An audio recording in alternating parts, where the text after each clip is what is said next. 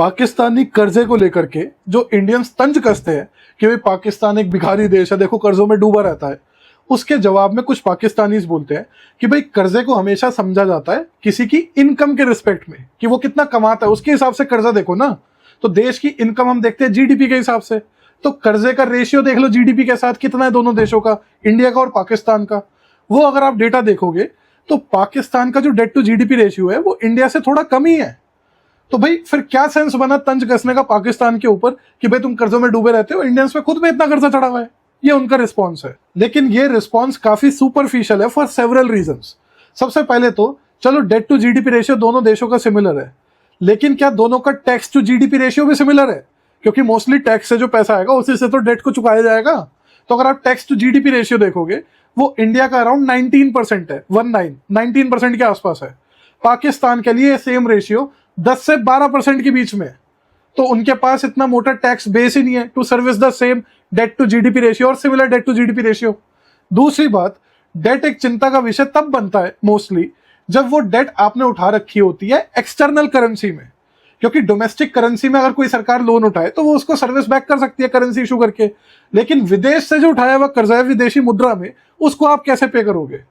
तो अगर आप इंडिया के केस में देखोगे, हमारी external debt to GDP ratio वो डिक्लाइन होता हुआ आ रहा है over the years long term horizon में, और आज करीब 19% ऑफ द जीडीपी के आसपास है।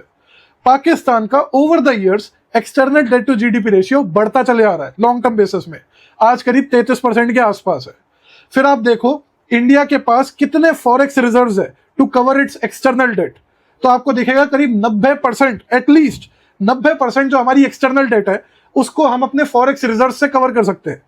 पाकिस्तान के केस में जो उनके पास रिजर्व्स है ना, उनकी एक्सटर्नल डेट उसके 6 से 7 गुना ज्यादा है। कितनी? 6 से 7 गुना ज्यादा कर्जा है एक्सटर्नल डेट जितना उनके पास रिजर्व्स पड़ा हुआ है। इनफैक्ट अभी 2-3 साल पहले की बात है, पाकिस्तान के पास 1 महीने से भी कम के इंपोर्ट्स जितना फॉरेक्स रिजर्व्स बचा था बाकी सारा ड्रेन हो चुका था। अब शायद 2-3 महीने जितना बचा होगा।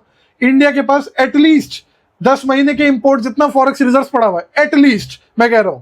इसी वजह से आप देखोगे जो इंटरनेशनल क्रेडिट रेटिंग एजेंसीज है उन्होंने इंडिया की डेट रेटिंग जो है वो कर रखी है इन्वेस्टमेंट ग्रेड, लेकिन पाकिस्तान की स्पेक्युलेटिव या जंक ग्रेड, जिसकी वजह से पाकिस्तान को इसलिए लोन इजीली नहीं मिल पाता, उनको IMF वगैरह से बेल आउट लेना पड़ता है। ऐसी पाकिस्तान की गवर्नमेंट का जो रेवेन्यू है अराउंड 60% वो सिर्फ ब्याज को सर्विस करने में जाता है। तो डेट सिचुएशन दोनों की सिमिलर तो बिल्कुल भी नहीं है। विद दैट बीइंग सेड, मैं ऐसे शब्दों का प्रयोग करना भिखारी भिखारी को तो बिल्कुल भी एंडोर्स नहीं करता, क्योंकि that just shows our contempt for the poor and for the beggars, which I think we all should avoid.